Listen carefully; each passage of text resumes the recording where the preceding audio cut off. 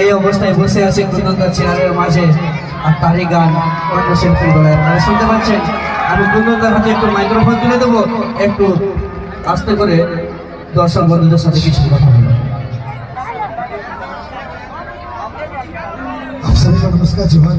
सबको बढ़िया है? तो मेरा वॉइस सुन पा रहे हैं आप लोग? ठीक है। एकदम इतना स्थिति खराब है,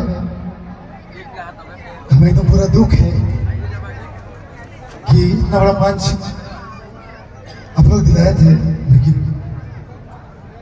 मेरा गाना आप लोग को सुना नहीं पा रहे हैं।